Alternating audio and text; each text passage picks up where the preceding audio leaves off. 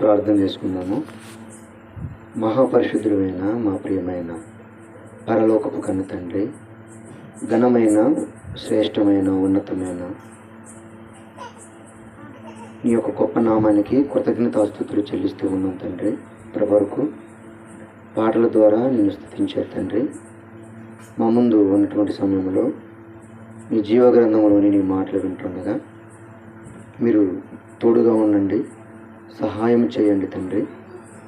చెబుతున్నటువంటి నాకును సంయోజితమైన జ్ఞానమును ప్రసాదించమని నీ కుమారుడు మా రక్షకుడు యేసుక్రీస్తు వారి శ్రేష్టమైన నామములు ప్రార్థన అడిగి వేడుకుంటున్నాను పరమ తండ్రి, ఆమేన్. మీ అందరికీ మన ప్రభు అయిన యేసుక్రీస్తు నామంలో శుభాభివందనాలు తెలియపరుస్తున్నాను. ఈరోజు మనం మంచి విషయాలు మనం ధ్యానం చేద్దాం, నేర్చుకుందాము. ఈరోజు నేర్చుకోబోతున్నటువంటి అంశము క్రైస్తవ గృహం ఎలా ఉండాలి. క్రైస్తవ గృహము ఎలా ఉండాలి, చాలా జాగ్రత్తగా చదవాలి. ఈరోజు క్రైస్తవులు అంటే జ్ఞానవంతులు. బైబిలులో ఉన్నటువంటి విషయాలు లేదా దేవుని మాటలు వింటున్న ప్రతి క్రైస్తవుడు చేయవలసినటువంటి పని ఏంటంటే గ్రహించుకోవాలి, గ్రహించాలి. నువ్వు దేవుని మాటలు గ్రహించినప్పుడు నువ్వు విన్న ప్రయోజనం లేదు. గ్రహించిన నీవు వాటి ప్రకారంగా బ్రతకాలి. వాటి ప్రకారంగా బ్రతికిన క్రైస్తవుడికి పరలోకాన్ని సంపాదించుకునే భాగ్యము దక్కుతుంది. ఈరోజు క్రైస్తవులుగా, దేవుని పిల్లలుగా మనం పిలువబడుతున్నాం.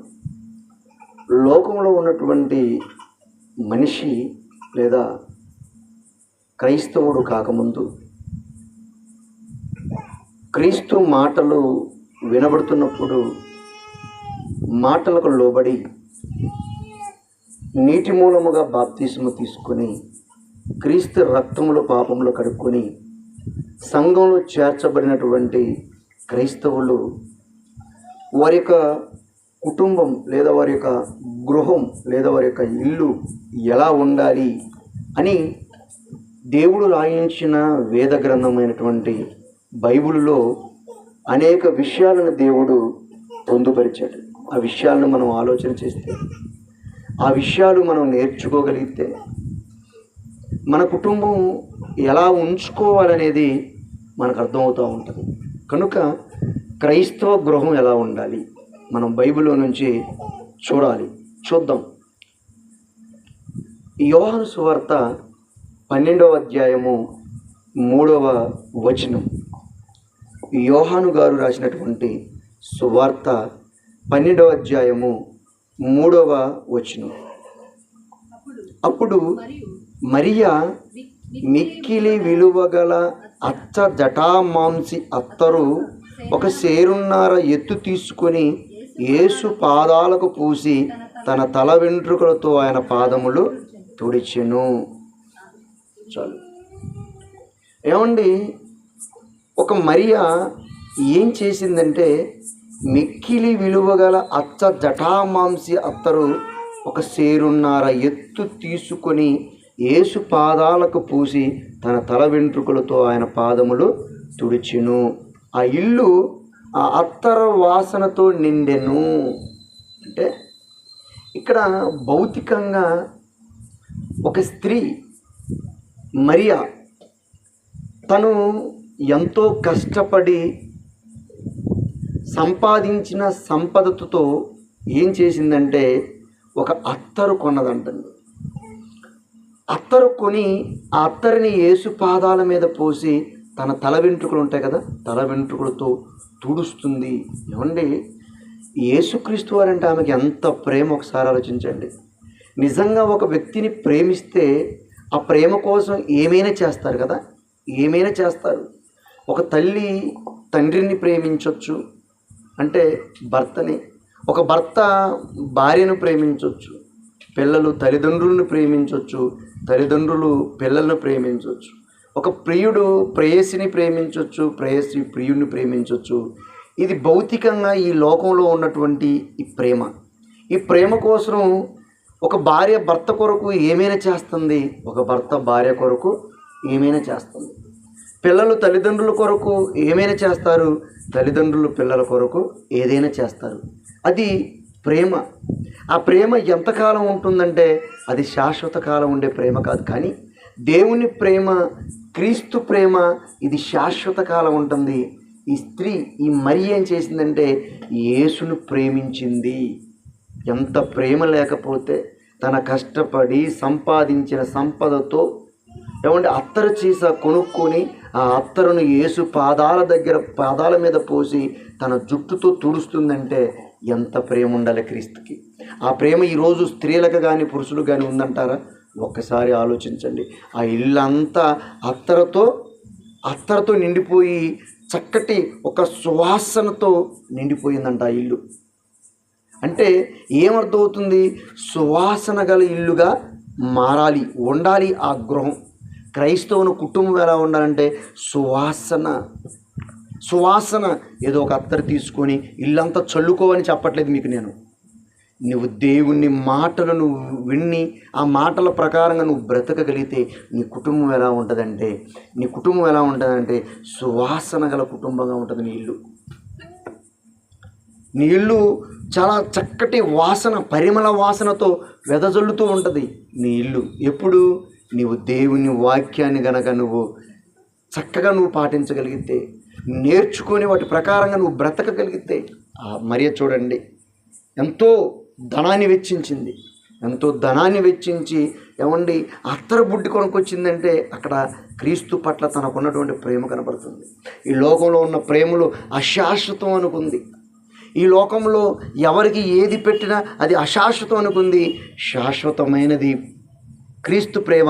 ఆ క్రీస్తు ప్రేమ మనల్ని ఎక్కడికి నడిపిస్తుందంటే పరలోకాన్ని నడిపిస్తుంది. కనుక ఆమె అంత విలువ పెట్టి అత్తరు తీస కొనుక్కొచ్చి ఆయన పాదాల మీద పూసి అలా ఎంట్రుకలతో తుడుస్తుందంటే ఆ ఇల్లు ఎలాంటి వాసన వచ్చిందంట? పరిమళ వాసన వచ్చిందండి. మరి మన ఇల్లు పరిమళ వాసన రావాలంటే క్రీస్తు నీ హృదయంలో ఉండాలి, క్రీస్తు వాక్యం నీ హృదయంలో ఉండాలి. అది పరిమళ వాసన ఇస్తుంది. వాక్యం నీలో ఉంటే నువ్వు ఒక పరిమళ వాసన. కనుక క్రైస్తవుని ఇల్లు ఎలా ఉండాలి? సువాసన గల ఇల్లుగా ఉండాలి. రెండోది చూద్దాం. అపోస్తుల కార్యములు 16వ అధ్యాయము 31వ వచనాన్ని మనం చూడగలిగితే క్రైస్తవుని ఇల్లు ఎలా ఉండాలో చెప్తున్నాడు చూడండి అక్కడ. అందుకు వారు ప్రభువైన యేసునందు విశ్వాసముంచుము, అప్పుడు నీవును నీ ఇంటి వారును రక్షణ పొందుదురు. ఏమర్థమవుతుందంటే రక్షణ పొందిన ఇల్లుగా ఉండాలంటున్నాడు చూడండి ఇక్కడ. నీ ఇల్లు ఎలా ఉండాలంటే రక్షణ పొందిన ఇల్లుగా ఉండాలి. అందుకు వారు ప్రభువైన యేసునందు విశ్వాసముంచుము, అప్పుడు నీవును నీ ఇంటి వారును రక్షణ. నువ్వు యేసుని నమ్ముకో, నువ్వు క్రీస్తుని నమ్ముకో, నువ్వు యేసు పట్ల విశ్వాసం కలిగి నువ్వు జీవించు. నీ కుటుంబం ఎలా ఉంటుందంటే రక్షణ పొందిన ఇల్లుగా ఉంటుంది. నీ ఇల్లు ఎలా ఉంటుంది? నీ ఇంటి వారు అందరూ రక్షణ పొందుతారు. ఎప్పుడు? క్రీస్తు పట్ల నీ విశ్వాసం. ఈయనే నిజమైనటువంటి క్రీస్తు, నిజమైన లోకరక్షకుడు, నిజమైన దేవుని కుమారుడు, నిజమైన దేవుడు ఇతనే అని నువ్వు నమ్ము, నువ్వు విశ్వసించు. ఆయన పట్ల భయభక్తి కలిగి నువ్వు బ్రతుకు, గౌరవం కలిగి నువ్వు బ్రతుకు. నీ ఇల్లు ఎలా ఉంటుందంట? రక్షణ పొందిన ఇల్లుగా ఉంటుంది అంటున్నాడు చూడండి. అందుకే లోకాసు వార్త 19వ అధ్యాయం 19వ వచనంలో ఒక మాట చూడగలిగితే ప్రియులారా, లోకాసు వార్త 19వ అధ్యాయము 19వ వచనంలో ఒక మంచి మాట అక్కడ రాయబడి ఉంది చూడండి. లోకాసు వార్త 19వ అధ్యాయము 19వ వచనం. అందుకు యేసు ఇతడును అబ్రహాము కుమారుడే అనగానే చదవండి.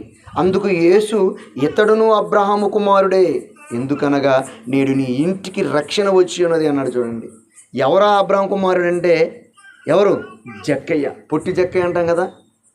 ఒకప్పుడు సుంకపు గుత్తాదారుడుగా ఉండి ఒక్కొక్కరి దగ్గర ఎన్నో డబ్బులు వసూలు చేసిన వాడుగా, ధనాన్ని వసూలు చేసిన వాడుగా మనకు కనబడుతూ ఉంటాడు. అక్రమంగా దోచుకున్నవాడుగా, దాచుకున్నవాడుగా ఈ యొక్క జక్కయ్య మనకు కనబడుతూ ఉంటాడు కదా. ఎప్పుడైతే యేసుక్రీస్తు గురించి తెలుసుకున్నాడో, యేసుక్రీస్తు గురించి విన్నాడో, ఆయన అద్భుత కార్యములు చూశాడో, ఆయన స్వస్థత కార్యముల గురించి తెలుసుకున్నాడో, వెంటనే ఏమండి జనసమూహం మధ్యలో ఉన్నటువంటి యేసుక్రీస్తు వారిని ఏమండి చూడటానికి వచ్చాడు. చూడటానికి వచ్చినప్పుడు ఆ జక్కయ్య పొట్టిగా ఉండటం వల్ల యేసుక్రీస్తు వారు కనబడకపోవటం వలన అక్కడ ఉన్నటువంటి మేడి చెట్టుని ఎక్కాడు జక్కయ్య. మేడి చెట్టుని ఎక్కినటువంటి ఆ జక్కయ్యని క్రిందనున్న యేసుక్రీస్తు వారు ఏం చేశాడు, చూశాడు. చూసి త్వరగా నువ్వు దిగిరా, నేడు నీ ఇంటికి రక్షణ వచ్చినది అన్నాడు. అంటే నేను నీ ఇంటికి వస్తాను. క్రీస్తు తన హృదయంలోనికి వస్తే, క్రీస్తు తన ఇంటికి వస్తే తనకేమొచ్చిందంట, రక్షణ వచ్చిందంట. ఏమొచ్చిందంటే రక్షణ పొందిన ఇల్లుగా మన గృహం ఉండాలి. ప్రియమైన దేవుని పిల్లలారా, ఒకప్పుడు పొట్టి జక్కయ్య ఇల్లు, ఆ ఇంటికి ఏమొచ్చింది, రక్షణ వచ్చింది. ఏమండి ఎంతోమంది ఆ పొట్టి జక్కయ్యని ఎన్నెన్నో మాటలనే ఉంటారు కదా, ఇతను దోచుకున్నవాడు, దాచుకున్నవాడు, అక్రమదారుడు, అందరిని బెదిరించినవాడు అని చెప్పేసి క్రీస్తు జక్కయ్య గురించి మాట్లాడినటువంటి వారే ఎప్పుడైతే క్రీస్తు జక్కయ్య ఇంటికి రక్షణ వచ్చిందో అప్పుడు ఒక్కరు నోరు కూడా మాట్లాడకపోవచ్చు కదా. ఇతను మారిపోయి ఏం చేశాడంటే తనకున్నటువంటి ఆస్తి ధనాన్ని అంతటి కూడా అందరికీ పంచిచ్చాడు. చివరికి ఆయన మిగిలింది ఏమీ లేదు. చివరికి యేసుక్రీస్తు వారు మాత్రమే మిగిలాడు. చివరికి దేవుడు మాత్రమే ఆయనకు మిగిలాడు. నాకు ఈ క్రీస్తు చాలు అనుకున్నాడు, క్రీస్తు కొరకు బ్రతికాడు. ఆ ఇంటికి ఏమొచ్చింది, రక్షణ. నేను గనక క్రీస్తుని నువ్వు స్వీకరించగలిగితే, అంగీకరించగలిగితే, నీ హృదయంలోనికి తెచ్చుకోగలిగితే మా ఇంటికి ఏమొస్తుంది ఇప్పుడు, రక్షణ. మన ఇల్లు ఎలా ఉంటుందంట, రక్షణ పొందిన ఇల్లుగా ఉంటుంది అంటున్నాడు. చూడండి ఇక్కడ జక్కయ్య ఇంటికి ఏమొచ్చింది తెలుసా, రక్షణ వచ్చింది. ఎప్పుడైతే యేసుక్రీస్తునందు విశ్వాసం ఉంచుతామో నీవును నీ ఇంటి వారును రక్షణ పొందుతారు అని చెప్పేసి చెబుతున్నాడు. ప్రియమైన దేవుని పిల్లరా, ఇంకొక విషయాన్ని మనం చూడగలిగితే యెహోషువ గ్రంథము 24వ అధ్యాయము 15వ వచనాన్ని మనం చూడగలిగితే ప్రియులైన దేవుని పిల్లలారా, ఒక అద్భుతమైనటువంటి మాట మనకు కనబడుతుంది అక్కడ. ఏమండి యెహోషువ గ్రంథము 24వ అధ్యాయము 15వ వచనాన్ని మనం చూడగలిగితే ఒక మంచి మాట అక్కడ రాయబడింది. నేను చదువుతాను, మీరు చూడండి. యెహోవాను సేవించుట మీ దృష్టికి కీడని తోచిన ఎడల మీరు ఎవని సేవించెదరో, నది అద్దరిని మీ పితరులు సేవించిన దేవతలను సేవించెదరో, అమోరీయుల దేశమున మీరు నివసించుచున్నారే వారి దేవతలను సేవించెదరో, నేడు మీరు కోరుకునుడి అంటున్నాడు. చూడండి ఇక్కడ, మీరు ఎవరినైనా ఒకవేళ యెహోవాను సేవించాలనుకుంటే మీ దృష్టికి కీడని ఎంచుతున్నారా? ఒకవేళ అలా ఎంచిన ఎడల మీరు ఎవరిని సేవించెదరో, నది అద్దరిన మీ పితరులు సేవించిన దేవతలు ఉన్నారే వారిని సేవించెదరో, అమోరీయుల దేశమున మీరు నివసించుచున్నారే వారి దేవతలను సేవించెదరో, నేడు మీరు కోరుకోండి. మీరు ఎవరిని సేవింప కోరినను నేను మాత్రం ఏం చేస్తానో తెలుసా, నా ఇంటి వారు మాత్రం ఏం చేస్తారో తెలుసా, నేనును నా ఇంటి వారును యెహోవాను సేవించుదము అని ఆయనను. అంటే ఒక మంచి తీర్మానం చేసుకున్న ఇల్లుగా ఉండాలి. ఒక మంచి తీర్మానం చేసుకున్నాడండి యెహోషువ గారు ఏం తీర్మానం చేసుకున్నారు, ఒక మంచి, మీరు ఎవరినైనా మీరు సేవించండి, ఏ దేవుడినైనా మీరు సేవించండి, ఏ దేవుడినైనా మీరు నమ్ముకోండి, కానీ నేను మాత్రము నా ఇంటి వారు మాత్రము ఎవరిని సేవిస్తామో యెహోవాను సేవిస్తామని చెప్పేసి ఒక మంచి తీర్మానం ఈరోజు ఒక యెహోషువ తీసుకున్నాడు. క్రైస్తవుని కుటుంబం ఎలా ఉండాలి తెలుసా, తీర్మానం చేసుకున్న ఇల్లుగా ఉండాలి. ఈరోజు చూడండి, అన్యులు చేసే ప్రతి పండగని ఈరోజు క్రైస్తవులు చేస్తున్నారు. ఏమంటే ఒక మంచిదేనా? ఈరోజు ఒక ఆమె ఏంటమ్మా ఈ టైంలో నువ్వు నీళ్లు చల్లుతున్నావంటే అంటుంది, ఈరోజు పండుగ అంటుందండి. ఏది, వనభోజనాల పండుగ. మళ్ళీ క్రైస్తవురాలేమే, క్రైస్తవులైనప్పటికీ కూడా ఏమండి అన్యులు చేసేటటువంటి పండుగలు చేస్తూ ఉంటారండి. అన్యులు చేసే ప్రతి పద్ధతిని పాటిస్తూ ఉంటారండి. అన్యులు చేసే ప్రతి ఆచారాలని పాటిస్తూ ఉంటారు. ప్రియమైన దేవుని పిల్లరా, కానీ యెహోషువ గారు మాత్రం ఏమన్నారో తెలుసా, నేనును నా ఇంటి వారును యెహోవాను సేవిస్తాను. మీరు ఎవరినైనా సేవించుకొని నాకు ప్రాబ్లం లేదు. మీరు ఎవరినైనా అమోరీయుల దేవతను మీరు సేవిస్తారా? ఓకే. నది అద్దరిన ఉన్నటువంటి మీ పితరులు సేవించినటువంటి దేవతను సేవిస్తారా? ఓకే. కానీ నేను నా ఇంటి వారు మాత్రం ఎవరిని, నిజమైన సృష్టికర్త అయిన మన తండ్రి అయినటువంటి దేవుడైన యెహోవాను సేవిస్తానని ఒక మంచి తీర్మానం చేసుకునే ఇల్లుగా ఉండాలండి. కానీ ఒకరు ఇంట్లో ఒకరుంటే ఒకరు క్రైస్తవులు, మరొకరు హైందువులుగా ఈ భూమి మీద బ్రతుకుతున్నారు. భార్య క్రైస్తవురాలుగా మారిపోతే భర్త హైందువుడుగా ఉంటున్నాడు. భర్త క్రైస్తవుడుగా మారిపోతే భార్య హైందువురాలుగా. ఏమండి ఈరోజు బ్రతుకుతూ ఉన్నారు. కుటుంబంలో ఒకరు క్రీస్తుని నమ్ముకుంటే ఒకరేమో అన్య దేవతలు నమ్ముకుంటాడు. ఒక బిడ్డలేమో అసలు ఒక దేవుడు అసలు దేవుడు లేడు అని చెప్పేసి అనుకుంటాడు. ఇంకో దేవుడిని నలుగురుంటే నలుగురు దేవుళ్ళని నమ్ముకుంటూ వెళ్ళిపోతుంటారు తప్ప ఇక్కడ యెహోషువ గారు మాత్రం ఒక మంచి తీర్మానం చేసుకున్నాడు. మన కుటుంబాలు అలానే ఉన్నాయా? మన ఇల్లు అలానే ఉందా? నేను, నా భార్య, నా భర్త, నా పిల్లలు, నా తల్లి, నా తండ్రి, నా కుటుంబం మొత్తం కూడా యేసుక్రీస్తు వారిని మేము నమ్ముతాము, యెహోవా దేవుని మాత్రమే మేము సేవిస్తామని తీర్మానాలు చేసుకుంటున్నారా? ఒక్కసారి ఆలోచన చేయాలి ప్రియమైన దేవుని పిల్లలారా, ఒక్కసారి ఆలోచించాలి. మరొక 4వ విషయం మనం చూద్దాం. సామెతల గ్రంథము 3వ అధ్యాయము 33వ వచనాన్ని మనం చూడగలిగితే, సామెతల గ్రంథం 3వ అధ్యాయము 33వ వచనాన్ని మనం చూడగలిగితే ప్రియులారా, భక్తిహీనుల ఇంటి మీదికి యెహోవా శాపము వచ్చును, నీతిమంతుల నివాస స్థలమును ఆయన ఆశీర్వదించును అన్నాడు. చూడండి, నీతిమంతులు ఇల్లుగా ఉండాలి. 4వ విషయం ఏంటో తెలుసా? నీతిమంతులు ఇల్లుగా ఉండాలి. మన ఇల్లు నీతిమంతులు ఇల్లుగానే ఉందా అమ్మా? భక్తిహీనుల ఇంటి మీదకి ఏమొస్తుందంట? దేవుని శాపం వస్తుంది. భక్తిహీనుల ఇంటికి, నీతిమంతుల నివాసంలోనికి ఏమొస్తుందంట? ఆయన ఆశీర్వదించును అన్నాడు. మన నీతిమంతులుగా ఉన్నామా? మన కుటుంబము దీవించబడుతుందా? ఆశీర్వదించబడుతుందా? శాపగ్రస్తులుగా మనం ఉంటున్నామా? నీతిమంతులమైన మనం వాక్యం నమ్ముకొని, వాక్యం తెలిసి, వాక్యం కొరకు బ్రతుకుతున్న నీతిమంతులుగానే మన కుటుంబం ఉందంటారా? మన ఇల్లు అలానే ఉందంటారా? లేకపోతే భక్తిహీనులుగా ఉందంటారా? భక్తిహీనుల ఇంటి మీదకి దేవుని శాపం వస్తుంది. జ్ఞాపకం చేసుకోండి. శాపం అంటే నరకం. నువ్వు భక్తిహీనుడిగా భూమి మీద బ్రతుకుతావా? నరకానికి వెళ్ళిపోతావు. నువ్వు నీతిమంతులుగా భూమి మీద బ్రతుకుతావా? ఇదిగో నీతిమంతుడైన అబ్రహాము రొమ్మున ఆనుకున్నట్టుకు ఒకనాడు లాజర్ వెళ్ళిపోయాడు. మనం కూడా అలా వెళ్ళిపోతాం, ఆయన రొమ్మున ఆనుకో ఉంటాము. అంతేకాని నువ్వు భక్తిహీనుడిగా భూమి మీద బ్రతికి లోకాన్ని విడిచిపెట్టావా, నువ్వు వెళ్ళిపోయేది ఖచ్చితంగా నో డౌట్ అందులో నరకానికి వెళ్ళిపోతావు. ప్రియమైన దేవుని పిల్లరా, ఆలోచించండి. నీ ఇల్లు ఎలా ఉంది? నీతిమంతుల ఇల్లుగా ఉన్నదా? చెప్పండి ఒకసారి. సామెతల గ్రంథము 12వ అధ్యాయము 7వ వచనాన్ని మనం చూడగలిగితే ఒక అద్భుతమైన మాట కూడా అక్కడ రాయబడింది. ఒక మంచి విషయాన్ని అక్కడ చెప్తున్నాడు. చూడండి, సామెతల గ్రంథము 12వ అధ్యాయము 7వ వచనాన్ని చూడండి ప్రియులారా. భక్తిహీనుల పాడై లేకపోవుదురు అన్నాడు. చూడు, భక్తిహీనులు పాడైపోతారంట, వాళ్ళు ఉండరు అంటున్నాడు. చూడండి, నీతిమంతుల ఇల్లు నిలుస్తుంది. నీతిమంతులు ఎప్పుడు ఉంటారు అమ్మా? నీతిమంతులు ఎప్పుడు నిలుస్తారు? భక్తిహీనులు పాడైపోతారని చెప్తున్నాడు. చూడండి, మరి నీతిమంతుల ఇల్లుగా నీ గృహం ఉందా? ఒక క్రైస్తవుడు గృహం ఎలా ఉండాలి? క్రైస్తవుని ఇల్లు ఎలా ఉండాలి? నీతిమంతుని ఇల్లుగా ఉండాలి. నీ నీతిమంతుని ఇల్లుగా ఉన్నావా? నిన్ను నువ్వు పరిశీలన చేసుకో, పరీక్షించుకో. ఒకవేళ భక్తిహీనుడిగా నువ్వు ఉన్నావా, నువ్వు వెళ్ళిపోయేది ఖచ్చితంగా నరకానికి. నీ ఇల్లు పాడైపోతుంది అంటున్నాడు, నీ దేహం పాడైపోతుంది అంటున్నాడు. ఏమండి, మన కుటుంబాలు దేవుని నమ్ముకుంటే ఆ కుటుంబాలు ఎంత చక్కగా ఉంటాయి. గొడవలు ఉండవు, ప్రతీకారాలు ఉండవు, పాపాలు ఉండవు, శాపాలు ఉండవు, ద్వేషాలు ఉండవు, స్వార్థాలు ఉండవు. అంత అక్కడ ఏం కనబడుతుందంటే ప్రేమ కనబడుతుంది. భర్త భార్యని అర్థం చేసుకుంటాడు, భార్య భర్తని అర్థం చేసుకుంటాడు, తల్లిదండ్రులు పిల్లల్ని అర్థం చేసుకుంటారు, పిల్లలు తల్లిదండ్రులు చేసుకుంటారు. ఆ కుటుంబం ఎలా ఉంటుంది? చాలా చక్కగా ఉంటుంది. లేమిలో కూడా ఆనందాన్ని పొందుకుంటారు. తినడానికి, త్రాగడానికి, కట్టుకోవడానికి సంపాదించుకున్న ప్రతి రూపాయలు ఏముంటుందంటే ఆనందం ఉంటుంది. ఎప్పుడు తెలుసా? నువ్వు నీతిమంతుడిగా నువ్వు బ్రతకగలిగితే, నువ్వు రక్షణలు నువ్వు జీవించగలిగితే. ఒకప్పుడు జక్కయ్యలో ఏముందండి? జక్కయ్య చాలా సంపాదించుకున్నాడు. ఇది సొమ్ము, పాపిష్టి సొమ్ము, ఇది పరుల సొమ్ము, నాది కాదు అనుకున్నాడు. అందరికీ తలా పనిచేశాడు.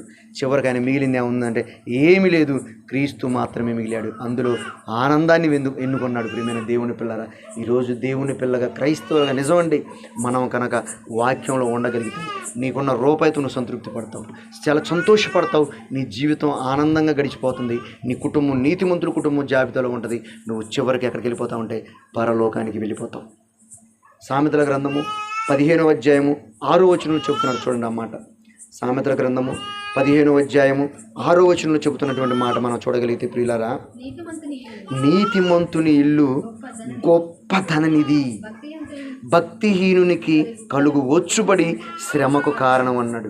అంతే కదండి. భక్తిహీనుడు దేవుని నమ్ముకోక, దేవుని విడిచిపెట్టి, త్రాగుడికి బానిస అయిపోయి, జోదానికి బానిస అయిపోయి, లోకానికి బానిస అయిపోయి, ఏమండి తినడానికి తిండి లేక, కట్టుకోవడానికి విల్లు లేక, బిడ్డలకి కావాల్సిన ఇవ్వలేక, భార్యని చక్కగా చూసుకోలేక బ్రతుకుతున్న కుటుంబం ఎలా ఉంటుంది?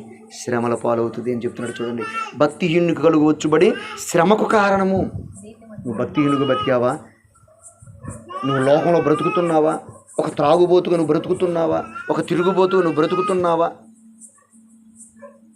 నీ కుటుంబం బాగోదు, నీ కుటుంబం బాగోదు. అది భక్తిహీనుని కుటుంబము ఎలా ఉంటుందంటే శ్రమకు కారణం అవుతుంది.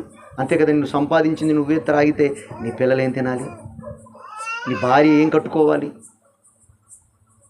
నీ కుటుంబం ఏం బాగుంటుంది? శ్రమల పాలవుతావు, నువ్వు శ్రమల పాలవుతావు. అందుకనే నీతిమంతుని ఇల్లు గొప్పదననిది. ఏంటంటే ఆత్మీయంగా ఆలోచించిన, శారీరకంగా ఆలోచించిన నీతిమంతుడు ఎప్పుడు ధనవంతుడే. అవునా కదా? నీతిమంతుడు ఎప్పుడు ధనవంతుడే. ఎవరిని దేహి అని అడిగే పరిస్థితి రానివ్వడు. ఎందుకంటే సంపాదించింది తింటాడు, త్రాగుతాడు, మిగిలింది దేవుని కొరకు ఇస్తాడు, దేవుని కొరకు ఉన్నతంగా బ్రతుకుతాడు. ఎక్కడైనా కరువిస్తాడు దేవుడు. ఒక జ్ఞానం కలిగినోడు సంపాదించుకోవాలనుకుంటాడు, ఒక జ్ఞానం కలిగినోడు శ్రమ పడాలనుకుంటాడు, ఒక జ్ఞానం కలిగినోడు ఒక కుటుంబాన్ని పోషించాలనుకుంటాడు, ఒక జ్ఞానం కలిగిన పిల్లల్ని చదివించుకోవాలనుకుంటాడు, ఒక జ్ఞానం కలిగినోడు నా పిల్లలకి ఇవ్వాలి అనుకుంటాడు. ఒక జ్ఞానం కలిగిన వాడు దేవుని పరిచర్యలో దేవునికి ఇవ్వాలి అనుకుంటాడు, దేవునికి పెట్టాలి అనుకుంటాడు. అప్పుడు ఆ కుటుంబం ఎలా ఉంటుంది? గొప్ప ధననిధి. సంపాదించినంత ఏ రోజు దేవునికి ఇవ్వవేతి, ఏ రోజు దేవుని కార్యక్రమాలకు నువ్వు పెట్టవేతివి.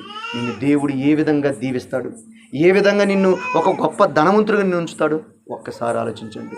దేవుని సొమ్ము దేవునికి ఇవ్వక దొంగిలిస్తున్నారు ఈరోజు క్రైస్తవులు. అది ఎంతవరకు కరెక్ట్ అంటే అది చాలా చాలా చాలా ప్రమాదం. ప్రియమైన దేవుని పిల్లలారా, అది చాలా ప్రమాదం. ఒక్కసారి మీరు ఆలోచన చేయండి. దేవుని సొమ్ము దేవునికి ఇవ్వాలి, దేవుని కార్యక్రమాలకు ఇవ్వాలి. ఈరోజు మేము ఏం చేసామంటే ప్రియులారా, 9 మంది ఉన్నాం మేము. 9 మంది, 4 కోఆర్డినేటర్లు, 5 లెక్చరర్స్. మేము ఈ 9 మందికి సేవ కావాలని చెప్పేసి మేమే మా సొంత పెట్రోల్ ఖర్చులతో మొన్న రేబల్లె వెళ్ళిపోయాం. రేబల్లె అంటే 60 కిలోమీటర్లు, 60 కిలోమీటర్లు రేబల్లె, 30-60 కిలోమీటర్లు మా బండిలో మేము పెట్రోల్ కొట్టించుకొని వెళ్ళిపోయి మా నోటితో మేము వాక్యం చెప్పేసి మరలా రూపాయి ఆశించుకొని తిరిగి వచ్చేసాం. ఎవరు ఇవ్వాలి ఆ పెట్రోల్కి డబ్బులు? నిన్న మఠంపల్లి వెళ్ళిపోయాను, నిన్న మఠంపల్లి వాక్యం చెప్పాను. మొన్న 3 రోజుల క్రితం రేబల్లో చెప్పాను. మరలా 2-3 రోజుల తర్వాత గుండ్లపల్లికి మేము ప్లాన్ వేసాం. తర్వాత గుండెపోయిన గుడానికి వెళ్ళిపోతున్నాం తర్వాతకి. ఈ విధంగా ఈ చుట్టుపక్కల ప్రాంతాల పేర్లన్నీ రాసుకున్నాము. సువార్త ప్రకటించాలి, సువార్త కార్యక్రమాల్లో ఉండాలి, దేవుని పరిచర్యలో ఉండాలి, సేవని ఇంకా గొప్పగా విస్తృతం చేయాలి, ఈ సత్యాన్ని సమాజానికి చెప్పాలనుకున్నాం. మా రెక్కల కష్టంతో సంపాదించుకున్న ప్రతి రూపాయితోనే మేము వెళ్ళిపోతున్నాం. ప్రియమైన దేవుని పిల్లలారా, మమ్మల్ని ధనవంతులుగా ఉంచడా దేవుడు? ఖచ్చితంగా. ఏమంటే ఆరోగ్య పరిస్థితులు వచ్చినప్పుడు, అనారోగ్య పరిస్థితి వచ్చినప్పుడు వేలు పెడుతున్నప్పుడు అసలు ఎక్కడి నుంచి ఆ ధనం వస్తుందో నాకు అర్థం కావట్లేదండి. ఎక్కడ అసలు నేను ఎందులో తీసుకొచ్చి పెడుతున్నాను? నేను నా మొబైల్ నుంచి మొన్ననే 3,000 రూపాయలు ఫోన్పే చేశాను డాక్టర్ గారికి. అంతకంటే ముందు కొన్ని ఒక 4,000-5,000 రూపాయలు ఇంకా ఇవ్వలేదు. అవి మేరీకైతేమి, తర్వాత స్మైలీకైతేమి. ఎక్కడ నా జీతం ఎంత, నా సంపాదన ఎంత? ఒక్కసారి ఏ సంఘాలు నాకు రూపాయి ఇస్తున్నాయి? ఏది రూపాయి ఇవ్వదు. ఎలా? దేవుడు నీతిమంతుని ఇల్లు గొప్ప ధననిధి. నా ఇల్లు నీతిమంతుని ఇల్లుగా ఉన్నదా, లేకపోతే నేను ఒక అనీతిమంతునిగా నా కుటుంబం ఉన్నదా? ఒకసారి మీరు ఆలోచన చేయండి ప్రియమైన దేవుని పిల్లలారా. ఒక భక్తిహీనుని కుటుంబంగా ఉందా? మరలా నేను దేవునికి ఇవ్వటానికి నేను ముందుకు వస్తున్నాను, ఇస్తూనే ఉన్నాను. నేను దేవునికి ఇవ్వటం నేర్చుకోవాలి ప్రతి ఒక్కరు కూడా. ఎందుకంటే దేవునికి మనం ఇవ్వటం వల్ల ఆయన సొమ్ముని ఆయనకి ఇవ్వాలి. ఇవ్వకపోతే నువ్వు దొంగ అన్నాడు. దేవుని సొమ్మును నువ్వు దొంగిలించిన, ఎక్కడ దొంగతనం చేశాను? ఎక్కడ చేయలే. నీ రెక్కల కష్టంతోనే నువ్వు బ్రతుకుతున్నావు, తింటున్నావు. కానీ అది నీది కాదు, అది దేవునిది. ఈ ప్రకృతిలో పని పెట్టాడు, నువ్వు భూమి మీదకి రాకముందే పని పెట్టాడు. ఆ పని చేసుకుని నువ్వు బ్రతుకుతున్నావు. ఆ సొమ్మును కొంత భాగాన్ని దేవునికి ఖచ్చితంగా ఇవ్వాలి. కానీ ఈరోజు ఎవ్వరు కూడా ఇవ్వటం లేదు ప్రియమైన దేవుని పిల్లలారా. ఎవ్వరు కూడా ఇవ్వట్లేదు. నిజం చెప్తున్నాను కదా నేను. ఎవ్వరు కూడా దేవునికి ఇవ్వటం లేదు. ఆలోచన చేయాలి ప్రియమైన దేవుని పిల్లరా. మరొక విషయం మనం చూద్దాం. 5వదిగా దినవృత్తాంతంలో మొదటి గ్రంథము 13వ అధ్యాయము 14వ వచనాన్ని మనం చూద్దాం. దినవృత్తాంతంలో మొదటి గ్రంథము 13వ అధ్యాయము 14వ వచనము.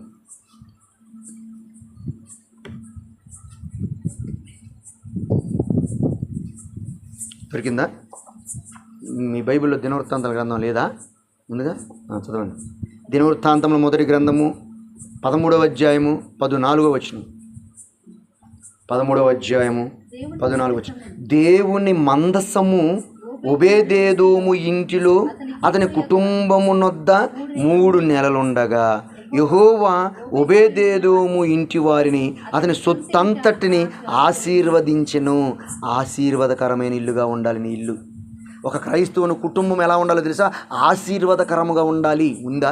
నీ కుటుంబం ఆశీర్వదింపబడుతుందా?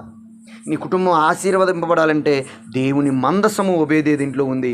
ఓబేదేదు ఇంటి వారిని అందరిని ఆశీర్వదించాడు. అంటే దేవుని వాక్యం నీ ఇంట్లో ఉందా?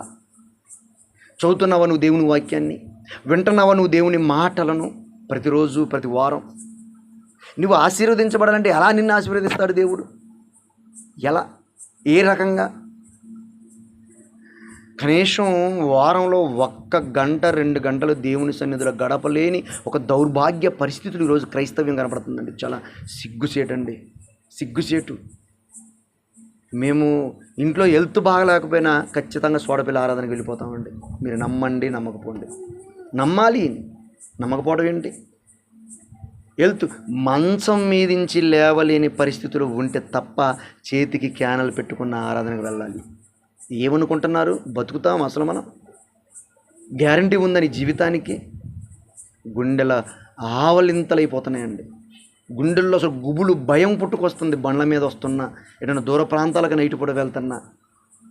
వార్త చూశానండి, అర్ధరాత్రి భయంకరమైన రోడ్డు ప్రమాదం, ఘోరమైన ప్రమాదం అని చూశానండి. అర్ధరాత్రి వచ్చాం మేము 12-1 గంటకి. ఏంటి, నేను అదే టైంలో వచ్చాను కదా అని. ఎంత భయం ప్రియమైన దేవుని పిల్లలు. అసలు మంచినీళ్ళు తాగినట్టుగా తాగుతున్నారండి. దేవుని సన్నిధికి రాకుండా పాపాన్ని, లోకాన్ని. అసలు క్రైస్తవులైన వీళ్ళు అనిపిస్తూ ఉంటుంది. అసలు ప్రతి వారం మనకు వినపడుతున్న, ఒక వారం వస్తున్నారు, ఒక వారం మందిరం మానేస్తున్నారు. ఒక వారం కనపడళ్ళు, ఒక వారం కనపడలు. అసలు ఇదేంటి? ఉన్న నలుగురు 4 స్తంభాలుగా నిలబడి దేవుని సంతోషపెట్టొద్దా? ఆలోచించండి ప్రియులారా. దేవుని సంతోషపెట్టొద్దా? మనమే 2 రోజులు వచ్చి 2 రోజులు రాకపోతే కొత్తవారు రావడానికి ఎలా ఆస్కారం ఉంటుంది? ఒకసారి ఆలోచించండి. చాలా బాధాకరంగా మారిపోతుంది. నిస్వార్థమైనటువంటి సేవ అండి మనం చేసేది. ఆశించని సేవ ఇది మనం చేసేది. ఎవరో ఏదో ఇస్తారు, తీసుకుందాం, దాని కొరకే వద్దామని చేసే సేవ అంతకన్నా కాదు ప్రియులారా. ఇది నిస్వార్థమైనటువంటి సేవ. నీ కుటుంబం ఆశీర్వాదకరమైన ఇల్లుగా ఉండాలంటే నీ సంపాదించిన సంపాదన నువ్వు దేవునికి ఇవ్వు. దేవుని కార్యక్రమాలకు నీవు ఇవ్వు. దేవుని వాక్యం నీ కుటుంబంలో ఉంచుకో. నీ కుటుంబం ఆశీర్వదింపబడుతుంది. లేమి ఉండదు నీ కుటుంబానికి, కరువు ఉండదు. లేదు అని చెప్పకూడదు, లేదు అని చెప్పకూడదు. క్రైస్తవ్యంలో మేము మీటింగ్లకు వెళ్తాం కదండి. మీటింగ్లకు వెళ్ళినప్పుడు వైజాగ్ ప్రాంతానికి కానీ, లోకల్ మీటింగులు కానీ ఒకరిద్దరు చెబుతూ ఉంటారండి. నాకు పిచ్చెక్కిపోద్ది. హాస్పిటల్కి అయితే అప్పు తెచ్చుకోవు, హాస్పిటల్కి అయితే అప్పు తెచ్చుకోవు, నీ ఫంక్షన్లో పెళ్ళిలో నుండి అప్పు తెచ్చుకోవు, నీ దగ్గర బంధువు ఎవరిదో వివాహం లేకపోతే ఏదో పుట్టినరోజు కార్యక్రమం అయితే వాడికి ఏదో బంగారం చేనో గొలుసో తేవాలంటే అప్పు తెచ్చుకొని తేవు. దేవుని వాక్యం వినపడుతుంటే నాకు డబ్బులు లేవంటావేంటి? దరిద్రపు మాట. నిజంగా డబ్బు లేని వాళ్ళు అయిపోతారండి. నిజం చెప్తున్నాను నేను. అప్పు తెచ్చుకొని వెళ్ళు దేవుని మీటింగులకి, కార్యక్రమాలకి, ఛార్జీకి డబ్బులు లేవు అంటాడు. ఇంకా నీ లైఫ్లో దేవుడు ఇవ్వడు. ఛార్జీకి డబ్బులు లేవు అంటాడు, మీటింగులకు డబ్బులు లేవు అంటాడు, ఏదైనా పుస్తకం కొనుక్కోవాలంటే డబ్బులు లేవు అంటాడు, బైబిల్ కొనుక్కోవాలంటే డబ్బులు లేవు అంటాడు. దరిద్ర మాట అది. దరిద్రం బూతు మాట కాదు, అసలు బూతు మాట దరిద్రం అనుకుంటున్నారు. దేవుని కొరకు చేస్తున్న ప్రతి కార్యక్రమాన్ని విరుద్ధమైన మాట నీ నోటికొస్తే అది దరిద్రపు మాట. నాకు ఆ డబ్బులు ఇదేంటి? తెచ్చుకో, అప్పు తెచ్చుకో. అప్పు తెచ్చుకోవడమే, ఎవరెత్తాడు ఏంటి? నీ ఇంట్లో లేనప్పుడు సమయానికి అప్పు తెచ్చుకో. రోగం వచ్చినప్పుడు డబ్బులు లేవు అంటారు, మీటింగ్లు ఎగ్గొట్టేస్తుంటారు, ఆరాధనలు ఎగ్గొట్టేస్తుంటారు, సభలు ఎగ్గొట్టేస్తారు. ఎంత జ్ఞానం అండి అక్కడ! ఎంత అనుభవాన్ని మనం సంపాదించుకుంటూ అక్కడికి వెళ్ళిపోతే. కొన్ని లక్షల రూపాయలు పెట్టి మీటింగ్ పెట్టినప్పుడు నీకు నాకు బుద్ధి వస్తుంది కదా. చూస్తుంటే మనం కూడా ఆ మీటింగ్లు పెట్టించాలి. మన రెక్కల కష్టంతోనే నీకు ఒక అనుభవం రాదు, నీకు ఒక బుద్ధి రాదు. అందరూ ధారాళంగా డబ్బులు ఆ దేవుని గల్లాపెట్టలు వేస్తూ ఉంటే, సేవ పరిచర్యకు వాడుతూ ఉంటే మనకు బుద్ధి రాదు. చూస్తున్నప్పుడు ఆ చక్కటి వాక్యం దూర ప్రాంతం నుంచి వచ్చి దైవజనులు మహాజ్ఞానాన్ని చెబుతున్నప్పుడు అది నేర్చుకున్న మనం కూడా అలా ఎదగాలి, అలా చెప్పాలని మనకు బుద్ధి రాదు. కుటుంబం ఎలా ఆశీర్వదింపబడుద్ది? నీ కుటుంబం ఆశీర్వాదం వద్దా? నీతిమంతుని ఇల్లు కానీ ఉండొద్దా? నువ్వు రక్షణ పొందుకున్న ఇల్లు కానీ ఇది ఉండొద్దా? ఒక్కసారి ఆలోచన చేయాలి. చూసారా, ఒబేదేదోము కుటుంబం మొత్తం కూడా అతను సొత్తంతనంట ఆశీర్వదించేశాడంటండి. మనకిచ్చే ఆశీర్వాదం ఏంటో తెలుసా? దేవుడు నా మహాపరలోకం ప్రియమైన దేవుని పిల్లలు. మహాపరలోకాన్ని దేవుడు మనకిస్తాడు. మన కుటుంబం కూడా ఆశీర్వదింపబడుద్ది. కుటుంబంలో లేముండదండి. ఒకవేళ క్రీస్తు పట్ల నీకు శ్రమ కలగవచ్చు, వాళ్ళ ద్వారానో వీళ్ళ ద్వారానో, ఆర్థిక ఇబ్బందులు, అనారోగ్య పరిస్థితులు, కుటుంబ సమస్యలు, దేవుని కొరకు బ్రతుకుతున్నప్పుడు శ్రమ కలగవచ్చు. ఆ శ్రమలో చాలా లాభాలు ఉన్నాయని చెప్పాను. ఆ శ్రమ నీకు మేలు అని చెబుతున్నాను. ఆ శ్రమ నీకు ఆశీర్వాదం అని చెబుతున్నాను. కానీ అన్ని విషయాల్లో దేవుడు నిన్ను ఆశీర్వాదకరంగా కుటుంబంలో లేమి లేకుండా గొప్పగా చూస్తాడు దేవుడు. ఈరోజు నాకు లేదు అంటున్నావంటే నువ్వు లేనివాడిగా బతుకుతున్నావు తప్ప ఉండవాడిగా నువ్వు బ్రతకటం లేదండి. ఇప్పటికండి విజయరావు గారు చెబుతున్న మాటలు ఎంత మమ్మల్ని అసలు ఆ రక్త ప్రసరణ బీబీ పెరిగితే 160, 180, 200 వచ్చినా అలా ఉంటుందండి ఆయన మాటలు. ఇప్పుడు స్లాబ్ వేయడానికి ఇంచుమించుగా 3 లక్షల ఫైనల్కి వచ్చింది. అక్కడ మొత్తం దొరికింది ఇసుక దొరకట్లేదు. అక్కడ ఇసుక పర్మిషన్ తీసుకున్నా దొరకట్లేదు. రేపు స్లాబ్ వేయాల్సింది, స్లాబ్ ఆగింది. ఇసుక కోసం తాపత్రయపడుతున్నాడు. ఒకడు మనకు సపోర్ట్ ఉన్నటువంటి ఉదయభాను గారు జనసేన పార్టీలోకి జంప్ అయిపోయాడు. ఈరోజు ఆయన నమ్ముకున్న జనాలను వదిలిపెట్టేసి ఇందులోకి జంప్ అయిపోయాడు. ఎవరు నాగేంద్రబాబు గారి భార్య అంట, ఈ భానుప్రసాద్, విజయభాను, ఉదయభాను గారి యొక్క భార్య, వాళ్ళ రిలేటివ్స్ అంట, అక్క చెల్లెలంట అని చెప్పేసి జనసేనకు వెళ్ళిపోయాడు. ఆయన మీద కేసులు ఉన్నాయంట. ఎక్కడ చంద్రబాబు ఇరికిస్తాడేమో అని చెప్పేసి అందులోకి వెళ్ళిపోయాడు. ఇట్లాంటి స్వార్థపూరిత రాజకీయ నాయకులు ఉన్నారు. అతను నమ్మారు వీళ్ళు మనోళ్ళు. అందుకనే మనుషుల్ని నమ్మొద్దు అన్నాడు దేవుడు. మనుషుల్ని నమ్మొద్దు. మన కుటుంబం ఆశీర్వదింపబడాలంటే దేవునికి ఇచ్చే మనసు, త్యాగపూరితమైన మనసు మన ఇంట్లో ఎప్పుడు దేవుని యొక్క వాక్యం ఉండాలి. నెక్స్ట్ ఈ అపోస్తుల కార్యములు 28వ అధ్యాయము 7వ వచనాన్ని మనం చూడగలిగితే ప్రియులారా, అపోస్తుల కార్యములు 28వ అధ్యాయము 7వ వచనాన్ని మనం చూద్దాం త్వరగా.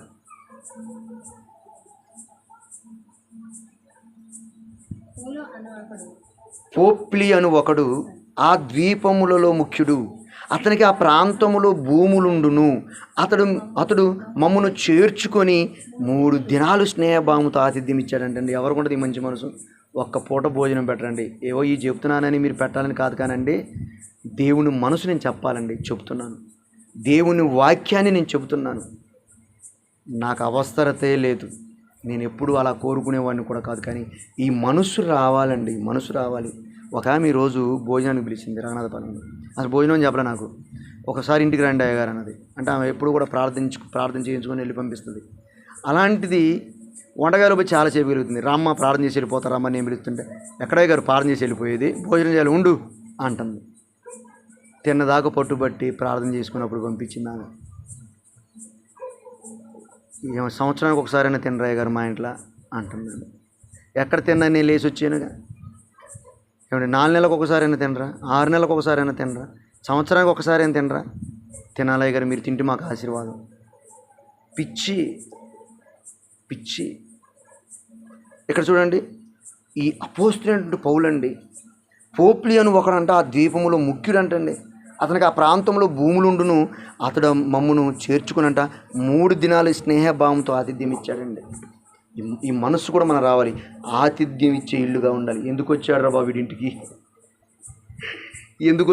వీడింటికి అనే మనసు రాని మాకంటే దయచేసి ఎవరైనా ఒక దైవ సేవకుడు వచ్చినప్పుడు ఆ ఉద్దేశంలో వచ్చేవాళ్ళు ఉంటారులేండి. మరి పాపం ఏం చేస్తాం, మరి వచ్చేవాళ్ళు ఉంటారు. వచ్చేవాళ్ళు కూడా ఒక ముద్ద పెట్టి పంపించండి.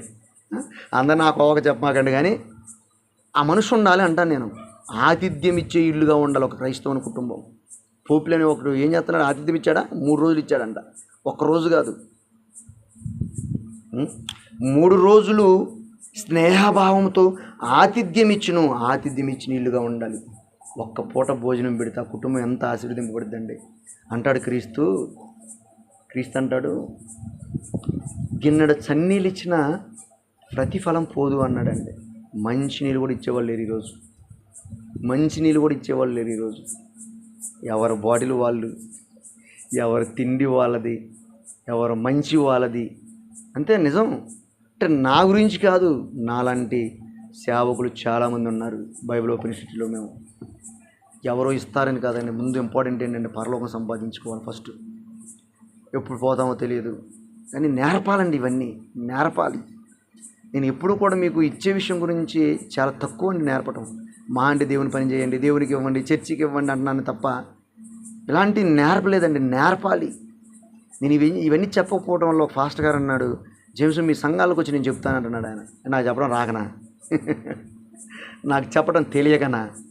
రాకనా తెలియకనా మామూలు వదలగొట్ట నేను చెప్పాలనుకుంటే ఈ సింపుల్సిటీతో మాట్లాడి నేను మామూలు చెప్పను నేను ఇది భాషల గురించి చెప్పాలన్నా, వరాల గురించి చెప్పాలన్నా, అద్భుతాల గురించి చెప్పాలన్నా, ఎప్పుడు ఎక్కడ ఎలా చెప్పాలో మన బీఈడీ చేసినోడి కదా నేను, టీచింగ్ ఫీల్డ్ అనుభవం ఉన్నోడు, నాకు ఎలా చెప్పాలో నాకు తెలుసు. అవన్నీ అవసరం లేదు మనకి. అవసరాన్ని బట్టి, సమయాన్ని బట్టి, ఎన్నుకున్న పాఠాన్ని బట్టి, వచ్చే మాటలు బట్టి, రెఫరెన్స్ని బట్టి చెప్తాను తప్ప ప్రత్యేకంగా ఎవరి కొరకు ఆ వ్యక్తిని టార్గెట్ చేసి చెప్పే మెసేజెస్ మన దగ్గర ఉండవు. ఒక వ్యక్తిని టార్గెట్, ఇప్పుడు ఇవన్నీ నాకు గుర్తించేవే, మీకు తెలుసా? ఇవన్నీ నాకు గుర్తిస్తాయి. నా కుటుంబం కూడా ఇలానే ఉండాలి కదా, నేను కూడా క్రైస్తవునే కదా, నేను ఆతిథ్యం ఇచ్చేవాడుగానే ఉండాలి కదా, నేను ఇస్తాం మేము, మాకు నో డౌట్. అలా ఏమండి, విజయరావు గారు వచ్చినప్పుడు మీటింగ్లు పెట్టిస్తాం కదండి, ప్రత్యేకం కొత్త సబ్బు కొనుక్కొత్తానికి కొత్త టవల్ ఉంటుంది, వాడని టవల్ లేదా వాడిన ఉతికేసి చక్కగా అమర్చిన టవల్. ఎవరింటికైనా మీరు చూడండి, ఒక క్రొత్త సబ్బు ఉంటుంది, క్రొత్త టవల్ ఉంటుంది. దైవజనుడు అంటే మామూలు విషయం కాదు ప్రియమైన దేవుడు. దొంగ దైవజనుల గురించి కాదు కదా మనం మాట్లాడేది. తన జీవితాన్ని త్యాగం చేసినవాడు, తన ధనాన్ని, ఆస్తిని త్యాగం చేసిన సేవకుడు అతను. అలా నేననే కదా, నాకడైనా ఎక్కడైనా సరే ఆ మందిరానికి వచ్చినప్పుడు చోటపిల్లలో ప్రత్యేకంగా టవల్ ఉతికి ఆరేసి ఆ డస్క్లో పెడతాం, ఆయన రాగానే తీసుకెళ్తాం, సబ్బు అది తీసుకొని వెళ్ళిపోయి వాటర్ పెట్టి క్లీన్ చేసుకొని వస్తారు చర్చిలోకి. అది చేస్తాం డైలీ, ప్రతి వీక్ ఉండాలి. ఆ మనస్సు మనకు ఉండాలండి, ఆతిథ్యం ఇచ్చేటటువంటి మనస్సు ఉండాలి. ఆయన ఏదో తినడానికి మరలా వండిన వాళ్ళని మమ్మల్ని తిడతాడు, అసలు ఈ కూర ఎందుకు వండారు, ఎవరన్నా అన్నారు, అసలు ఎందుకు వండారు, తినడం. ఆకుకూరలో కాయగూరలో పెడితే చక్కగా గంతంత భుజించి వెళ్ళిపోతాడు. ఆయన తిండి కోసం వచ్చేవాడు కాదు. ఇంట్లో ఎవరు వంటింట్లోకి వెళ్ళిపోయి ఏం చేస్తారా అని నేను చాలామంది చూశానంటే చాలా బాధ అండి. ఏమా అన్నం వండావా, భోజనం అయిందా, అవసరమా, నీ ఇంట్లో లేదా బోవా, తిండి లేదు నీ ఇంట్లో, దున్నపోతుల తిండి రారాదు, ఎవరో పెట్టాలి అని చెప్పేసి అమ్మా భోజనం ఉండి ఈరోజు. కరెక్ట్ అది? నువ్వు చెబితే వాళ్ళు ఉండేది ఏంటి, పిచ్చి మాట కాకపోతే. నువ్వే పెట్టాలి. నీ ఇంటికి వస్తే విశ్వాసులు నీ ఇంటికి వచ్చినప్పుడు భోజనం పెట్టి పంపించు. లేమిలో ఉండి నీ సహాయం చేయి, నువ్వు చేయగలిగితే. ఆతిథ్యం ఇచ్చే మంచి మనసు ఉండాలి క్రైస్తవులుగా, దేవుని పిల్లలుగా. మన కుటుంబం ఎలా ఉండాలంటే ఆతిథ్యం ఇచ్చిన ఇల్లుగా ఉండాలి. నెక్స్ట్ ఇంకొక పాయింట్, 7వ పాయింట్, సామెతల గ్రంథం 4వ అధ్యాయము 1వ వచనం. 4వ అధ్యాయము 1వ వచనం చూడండి. సామెతల గ్రంథం. కుమారులారా, తండ్రి ఉపదేశము వినుడి, మీరు వివేకము నొందునట్లు ఆలకించుడి అన్నాడు. చూడండి, కుమారులారా మన గురించే, స్త్రీ పురుషుల గురించి. దేవుని ఉపదేశము మీరు వినుడి, వివేకము నొందునట్లు ఆలకించుడి. మీరు తెలివి. క్రైస్తవుని కుటుంబము జ్ఞానము గల, బుద్ధి గల ఇల్లుగా ఉండాలి. నీ జ్ఞానం, క్రైస్తవుడైన జ్ఞానం. అదే చెప్తాను ఇప్పుడు చెప్పి నేను, క్రైస్తవుడంటే జ్ఞానవంతుడు, బుద్ధి కలిగిన వాడు. ఆ ఇల్లు అలా ఉండాలి, నలుగురు చెప్పే క్రైస్తవుడుగా ఉండాలి. ఈరోజు చూడండి, ఎవరైనా పెద్ద మనుషులు చెబుతుంటే పంచాయతీలు నాకు అసలు నచ్చవండి. నాకంటే తెలివిగల వాళ్ళు, నాకంటే డబ్బులో ప్రాధాన్యత ఉన్న వాళ్ళు, నాకంటే రాజకీయ అనుభవం ఉన్నవాళ్ళు, నాకంటే గొప్ప వాళ్ళు ఆ పంచాయతీలు తీర్పు చెబుతుంటే నచ్చదు నాకు. మన తీర్పు ఎలా ఉంటుంది? బైబిల్ని బట్టే కదా మంది ఉండేది, బైబిల్ని బట్టే మనకు ఉంటుంది. ఈరోజు క్రైస్తవుడు అంటే నలుగురు చెప్పేవాడిగా ఉండాలి. అందుకని ఇక్కడ ఏమన్నాడు, కుమారులారా దేవుని ఉపదేశం మీరు వింటే మీరు వివేకము నొందునట్లు ఆలకించుడి. వినుడి దేవుని మాటలు. మీరు చెప్తున్నాను, ప్రతి వారం వినండి, చాలా నేర్చుకుంటారు. మీరు జ్ఞానవంతులు అవుతారు. నలుగురు శాసించేవారిగా ఉంటారు, నలుగురు చెప్పేవారిగా ఉంటారు, మీ కుటుంబాలు కట్టుకునేవారిగా ఉంటారు. జ్ఞానవంతురాలు ఏం చేస్తుంది? ఇల్లు కట్టుకుంటుంది. 3 రాళ్ళు తన ఇల్లుని పేరుకి వేసుకుంటుంది. భర్తకి ఏ విధంగా లోబడాలో, భర్తకి ఏ విధంగా ప్రేమించాలో, భర్తని ఏ విధంగా చూసుకోవాలో తెలియదు 3 రాళ్ళకి. ఆ కుటుంబం పతన వ్యవస్థలోకి వెళ్ళిపోతుంటుంది. జ్ఞానవంతురాలు పిల్లల్ని చక్కగా పెంచుకుంటుంది, భర్తను చక్కగా ప్రేమిస్తుంటుంది, లోబడుతూ ఉంటుంది, మాటకి విధేయత ఇస్తూ ఉంటుంది. ఆ కుటుంబం జ్ఞానం కలిగినటువంటి కుటుంబము. క్రైస్తవ కుటుంబం ఎలా ఉండాలంటే జ్ఞానము, బుద్ధి, ఆ ఇల్లు అలా ఉండాలి. మీరు దేవుని మాటలు విరుచుకుంటే ఎంత మాట్లాడి అసలు లోకంలో ఎవరండి అది చెప్పేది? ఎవరు చెప్పగలరు చెప్పండి? పంచాయతీని ఎవరు తీర్చగలరు? ఒక రాజకీయం, ప్రపంచంలో మంచి ఉంది, ఈ లోకంలో మంచి ఉందంటే బైబిల్ నుంచే, అంతేనా? లోకంలో మంచి కనబడుతుందంటే బైబిల్లో నుంచి. బైబిల్లో ఉంది, కాబట్టి లోకంలో మంచి కనపడుతుంది. మంచి అంటూ ఉంటే అది బైబిల్లో నుంచి రావాలి తప్ప నీ సొంత జ్ఞానంతో మంచి నెవర్. నువ్వు దేవుని మాటలు వింటే మీరు వివేకము నొందినట్లు ఆలకించి, మీకు తెలివి రావాలంటే దేవుని మాటలు ఆలకించని అన్నాడు చూడండి. దేవుని మాట వినాలని చెప్తున్నాడు అండి. ఇక్కడికి వచ్చి ఇక నిద్రపోతారు, జోలపాట పాడినట్టు ఉంటుంది. అయ్యగారు మొన్న వాక్యం చెప్తే బాగా చెప్పారు అయ్యగారు. మీరు ఏం చెప్పామంటే అయ్యగారు మాత్రం బాగా చెప్పారు. ఏం చెప్పామంటే బాగా చెప్పాడు అన్నాడు. ఏం చెప్పింది చెప్పట్లా. అంటుందంట అయ్యగారు బాగా చెప్పిండు అని అంటుందంట. ఏం చెప్పిండమ్మా అయ్యగారు రాత్రి అంటే బాగా చెప్పాడండి. ఏం చెప్పాడమ్మా, ఏమన్నావు? సూపర్గా చెప్పాడండి అంటుందంట. ఏం ఉపయోగం? నీ మార్కులు మాకు కావాల్సింది. మార్కులు ఎందుకు మాకు? నీ మార్కులు మాకు పరలోకాన్ని ఇస్తాయా? నువ్వు మారితే ఆయన సంతోషపడితే నాకు ఆశీర్వాదం, ఆనందం. ఆలోచించండి.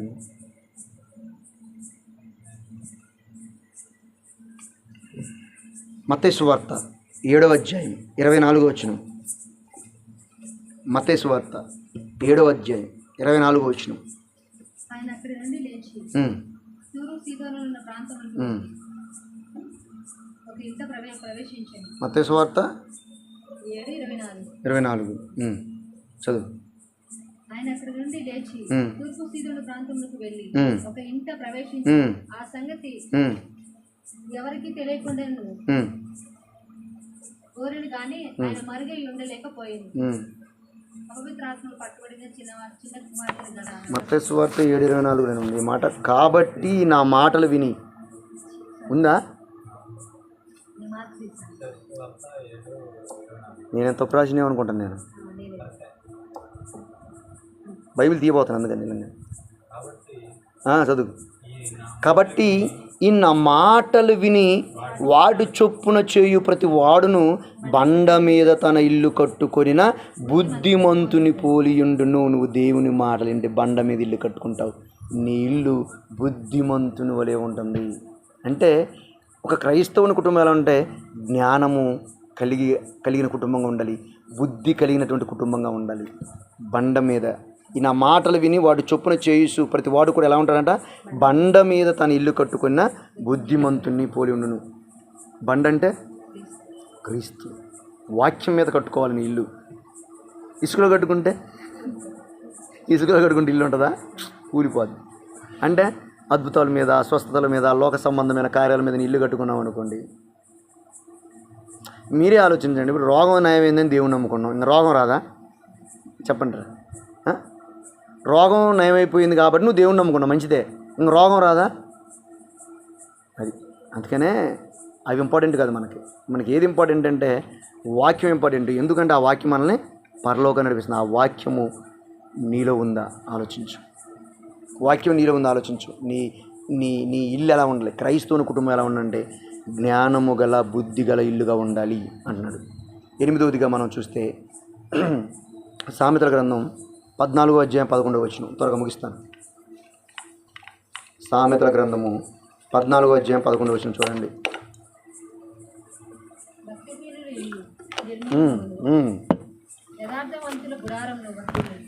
చాలు. భక్తిహీనుల ఇల్లు నిర్మూలమగును, యథార్థవంతుల గుడారము వర్ధిల్లును అన్నాడు. అంటే క్రైస్తవుని కుటుంబం ఎలా ఉండాలంటే యథార్థవంతుల ఇల్లుగా ఉండాలి అన్నాడు. చూడండి, భక్తిహీనుల ఇల్లు ఏమవుతుందంట? నిర్మూలం అయిపోతుందంట, కూలిపోతుంది, నాశనం అయిపోతుంది అన్నాడు. యథార్థవంతుల గుడారము వర్ధిల్లుతుంది. ఇల్లు అనగానే నీ ఇంట్లో ఉన్న ఇల్లు గురించి ఆలోచించాల్సిన అవసరం లేదు. నీ దేహం అనేటటువంటి ఇల్లు గురించి నువ్వు ఆలోచించు. నీ కుటుంబం మొత్తం దేవుని ఇల్లు. ఆ కుటుంబం ఎలా ఉంటుంది? యథార్థవంతుల ఇల్లుగా ఉంటుందంట. యథార్థవంతుల గుడారము వర్ధిల్లును. భక్తి యథార్థవంతులంటే ఒకప్పుడు దేవుడు తన పిల్లలను పుట్టిస్తూ యథార్థవంతులుగా పుట్టించి తిని అని ఉంటుంది ప్రసంగి గ్రంథంలో. యథార్థవంతులంటే పరిశుద్ధులు, పాపము లేనివారు. కుటుంబము ఎప్పుడూ కూడా అది వర్ధిల్లుతూ ఉంటుందంట. నువ్వు యథార్థంగా బతుకుతున్నావా? అన్యాయంగా, అక్రమంగా బ్రతుకుతున్నావా? ఒకసారి నువ్వు ఆలోచించి. మొన్న ఒక ఆమె బుధవారం రోజు, శుక్రవారం రోజు మధ్యాహ్నం ఒక సంఘంలో ఆరాధన జరిగింది. వాక్యం వినేసి బయటకు వచ్చేసిన తర్వాత రోడ్డు మీద రాళ్ళు పోస్తే గొడవ చేసుకుంటూ వచ్చేస్తుంది. గొడవ మందిరంలోనేమో మొత్తుకుంది ప్రార్థన ద్వారా, బయటకు వచ్చిన తర్వాత అంటే మందిరంలో ఉన్నప్పుడే నీ భక్తిని యథార్థత జస్ట్ అంతే. జస్ట్ మందిరం పోయాం మనం, ఈ మందిరాన్ని దాటాం అంతే. ఇంకా ఏంటండి ఈ భక్తి? ఏంటి దుర్మార్గపు భక్తి? యథార్థత వద్దా? లోపల ఒకటి బయట ఒకటి నీ జీవితం. సంఘంలో ఉన్నప్పుడు నువ్వు చాలా బాగుంటావా? సంఘం బయట బాగోవా? సంఘం లోపల ఎలా ఉండాలి? బాగుండాలి. సంఘం బయట ఎలా ఉండాలి? బాగుండాలి. ఈరోజు వాక్యం చెప్పినా చెప్పి సేవకుడు మంచివాడు ఎదురు, వాక్యం చెప్పి బయటికి వెళ్ళిపోతే సేవకు తీసుకుంటారు చాలామంది. తెలుసా మీకు ఆ విషయం? నాకు చాలా తెలుసు. అంటే నన్ను అంటున్నారు కానీ సమాజంలో పాపం చాలామందిని చూస్తున్నారు. ఆ సంఘానికి వెళ్ళిపోతారు, ఆయనే దూషిస్తుంటారు. చాలా బాధ అనిపిస్తుంది. అంత మాత్రం ఎందుకు పోవాలంటే మరి ఎక్కడ గదిలేదు, ఏం చేయమంటారు? మరి రాండి నా ఎంబడి రాండి, నేను తీసుకెళ్తానంటే అందరూ వస్తారు, మీరు పెట్టండి వాక్యం నేను వింటాను, చేస్తా. మా ఊరు కూడా వేస్తా. ఎంతమంది వస్తారు, ఎలా వస్తారో చూస్తా. మా ఊరు కూడా స్కెచ్ చేయాలి, లాభం లేదు. ఇంకా నేను ఎందుకు అక్కడ ఉన్న పాస్టర్ని ఇబ్బంది పెట్టకూడదని చెప్పేసి నేను ఆగుతున్నాను. లాంటి వాళ్ళు రోజు సమాజంలో కనబడుతుంటారండి. యథార్థవంతుల ఇల్లుగా ఉండాలి. నెక్స్ట్ ఫైనల్గా 2వ రాజుల గ్రంథం 4వ అధ్యాయం 9వ వచనం. త్వరగా తీయనమ్మా. 2వ రాజుల గ్రంథం 4వ అధ్యాయము 9వ వచనము 10వ వచనం చదువుదాం త్వరగా.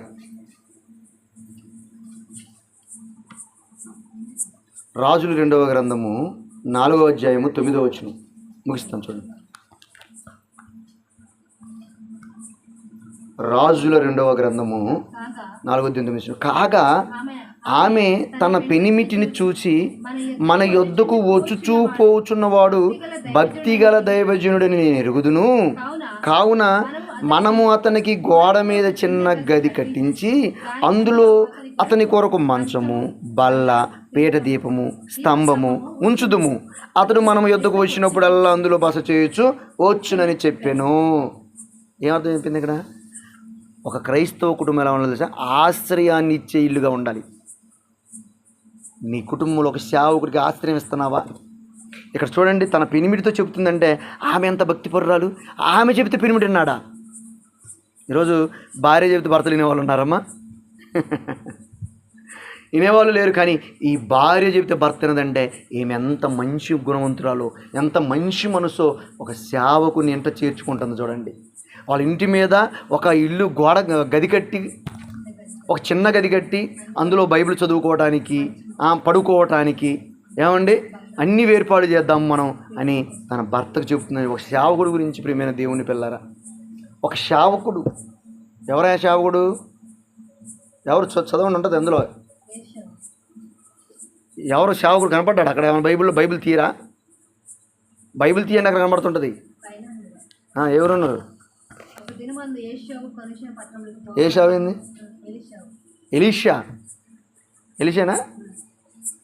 ఎలీషానా అబ్బాయి ఉందా? చూస్తున్న బైబిల్లో ఎలీషా ఉందా? ఏం చేస్తుంది సేవకునికి? తన పెనిమిడితో చెబుతుంది, మన ఎద్దుకు వచ్చుచూపోవచ్చున్న దైవజనుడు ఉన్నాడు కదా, భక్తిగల దైవజనుడు అంటే. ఆయన భక్తిల గురించి చెప్పట్లేదు నేను ఇక్కడ, భక్తిగల దైవజనుడు గురించి చెప్తున్నాను ఇక్కడ. మనము అతనికి గోడ మీద చిన్న గది కట్టించి అందులో అతని కొరకు మంచము, బల్ల, పీట, దీపస్తంభం ఉంచుదాము. అతడు మన యొద్దకు వచ్చినప్పుడల్లా అందులో బస చేయుచూ వచ్చునని చెప్పాను అంటున్నాడు. చూడండి ప్రియమైన దేవుని పిల్లలారా, ఒక మంచి సేవకునికి, ఏమంటే ఒక నీతిమంతుడైన, ఒక భక్తి కలిగినటువంటి సేవకునికి ఏమండి ఆశ్రమించేటటువంటి ఇల్లుగా ఈరోజు క్రైస్తవ కుటుంబం ఉందా? ఒక్కసారి మీరు ఆలోచన చేయాలి ప్రియమైన దేవుని పిల్లలారా. ఒక్కసారి ఆలోచన చేయాలి.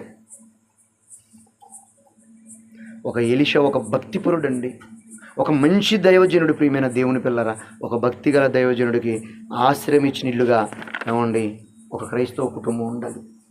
ఉంటుందా? పాడుబడ్డాడు మన ఇంటికి ఎందుకు వస్తున్నాడు? పాడుబడ్డాడు మన ఇంటికి రావడం ఏంటి? ఇతను వస్తే ఏదో తినిపోతాడు, లేకపోతే ఏదో చేసిపోతాడు. భక్తిగల దైవజనుడికి ఇంటి మీద అంటే ఉండటానికి కాదు, అతను వచ్చినప్పుడు ఆ వాక్యాన్ని చదువుకోవడానికి, దేవుని మాట చదువుకోవడానికి, దేవుని మాట చెప్పటానికి, అతను బస చేయటానికి, రెస్ట్ తీసుకోవడానికి ఖచ్చితంగా ఏముండాలి? ఆశ్రయం ఇచ్చే ఒక క్రైస్తవ కుటుంబంగా మన కుటుంబాలు ఉండాలి ప్రియమైన దేవుని పిల్లలారా. అంతే కదండి. ఇప్పుడు ఫుల్ వర్షం వచ్చింది అనుకోండి, నా పరిస్థితి ఏంటి ఆలోచించారు ఒకసారి అన్న. ఆడ తడుచుకుంటూ పోతాను అనుకుంటారేంటి? నేను తడుచుకుంటే పోతా, ఉన్నాం. ఎందుకంటే చాలా దూర ప్రాంతాల నుంచి తడుచుకుని వచ్చిన రోజులు చాలా చాలా ఉన్నాయి. మొన్న కూడా తడుచుకుంటూ పోయా, వెంకరాపురం పోగానే మరి మీ కాడ రాలే, ఫుల్ వర్షం మాకు, ఇద్దరం తడుచుకుంటూ వెళ్ళిపోయాం. నో ప్రాబ్లం, తడుచుకుంటూ పోతాం. మీరు కూర్చొని వాక్యం వినాలి కానీ ఓపికతోనే నాకు ఎంతకంటే ఆనందమే ఉండదు. కానీ మీరు ఎక్కడనే ఉండరు, రారు. వర్షం వస్తున్నాయి కదా, ఎట్టొస్తారు మీరు? భలే వాళ్ళు మీరు. ఏం గొడుగు లేదా? 10,000 ఇస్తున్నారు గ్రామ పంచాయతీ దగ్గర అంటే. అబ్బో, పిల్ల పాపలతో గొడుగు వేసుకొని, కొక్కెర కట్టుకొని, రెయిన్ కోట్ వేసుకొని చక్కగా బండిక్కి గ్రామ పంచాయతీ లైన్ నిలబడితే వాడు 10,000 ఇచ్చేదాన్ని తీసుకొని వస్తారు. 10,000 అంటే పోయావు, వాన వర్షం ఏదనుకోకుండా దేవుని మందిరానికి రాలేవా? చూసారా ఎంత భయంకరమైన పరిస్థితి. నెక్స్ట్ ఫైనల్గా 10వది మత్తయి సువార్త 10:13 లాస్ట్ వచ్చిన చదువు. మత్తయి సువార్త 10వ అధ్యాయము 13వ విషయాన్ని మనం చూడగలిగితే ప్రియులారా, ఒక మంచి విషయాన్ని మనం చూద్దాం. మత్తయి సువార్త 10వ అధ్యాయము 13వ విషయం చూద్దాం. ఆ ఇల్లు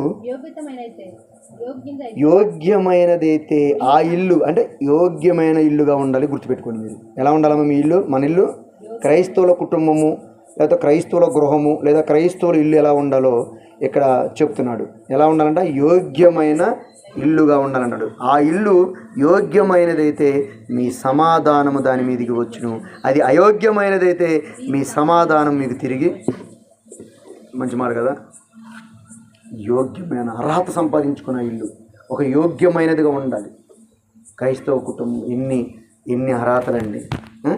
ఎన్ని అర్హతలు ఈరోజు క్రైస్తవ కుటుంబాల్లో ఉన్నాయా మీరు ఆలోచించండి ప్రియమైన దేవుని పిల్లారా. ఇన్ని క్వాలిఫికేషన్స్ ఉన్నాయంటారా? క్రైస్తవ గృహం ఎలా ఉండాలంటాడు? నెంబర్ 1 సువాసన గల ఇల్లుగా ఉండాలి. నెంబర్ 2 రక్షణ పొందిన ఇల్లుగా ఉండాలి. నెంబర్ 3 తీర్మానం చేసుకున్న ఇల్లుగా ఉండాలి. నెంబర్ 4 నీతిమంతులు ఇల్లుగా ఉండాలి. నెంబర్ 5 ఆశీర్వాదకరమైన ఇల్లుగా ఉండాలి. నెంబర్ 6 ఆతిథ్యం ఇచ్చిన ఇల్లుగా ఉండాలి. నెంబర్ 7 జ్ఞానము గల బుద్ధి గల ఇల్లుగా ఉండాలి. నెంబర్ 8 యథార్థవంతులు ఇల్లుగా ఉండాలి. నెంబర్ 9 ఆశ్రయించిన ఇల్లుగా ఉండాలి. నెంబర్ 10 యోగ్యమైన ఇల్లుగా ఉండాలి. ఎవరి ఇల్లు? క్రైస్తవుని గృహం. క్రైస్తవుని ఇల్లు ఎలాంటి లక్షణాలు లేదా ఎలాంటి క్వాలిఫికేషన్స్ లేదా ఎలాంటి అర్హతలు కలిగినటువంటి కుటుంబాలుగా ఉంటే ఆ కుటుంబాలకు దేవుడు పరలోకమిస్తాడు. ఓకే, ప్రార్థన చేసుకుందాం. కళ్ళు మూసుకున్నట్లయితే ప్రార్థన. మహాపరిశుద్ధుడైన తండ్రి, క్రైస్తవుని గృహం ఎలా ఉండాలో నీ గ్రంథంలో నుంచి 10 విషయాలు మేము చూసాం తండ్రి. ఇంకెన్నో మీరు రాయించారు తండ్రి. మేమంతా మా కుటుంబాలు, మా బ్రతుకులు, మా జీవితాలు తండ్రి, మేము ఇప్పుడు చెప్పినట్లుగా తండ్రి మీరు రాయించినట్లుగా మాకు ఉండగలిగితే పరలోకాన్ని సంపాదించుకునే ఒక గొప్ప ధన్యత మాకు ఉంటుంది ప్రభా. విన్న మాటలు నీ బిడ్డలు వాటి ప్రకారంగా బ్రతకటానికి కృప చూపించండి తండ్రి. వ్యర్థం కానియకుండా, నిష్ప్రయోజనము కానియకుండా వాక్యానుసారమైనటువంటి జీవితాలు, బ్రతుకులు కలిగి భూమి మీద బ్రతికి నిన్ను మహిమపరిచే కుటుంబాలుగా సంఘం ఉండుట కృప చూపించండి. రాని వారిని క్షమించండి తండ్రి, వచ్చిన వారిని జ్ఞాపకం చేసుకోండి. సంఘమును, సంఘ బిడ్డలందరినీ మీరు ఆశీర్వదించమని, గ్రామాన్ని, ప్రజల్ని, నాయకుల్ని మీరు జ్ఞాపకం చేసుకోమని నీ కుమారుడు రక్షకుడు యేసుక్రీస్తు పేరట ప్రార్థన అడిగి వేడుకుంటున్నాను పరమ తండ్రి. ఆమేన్, ఆమేన్.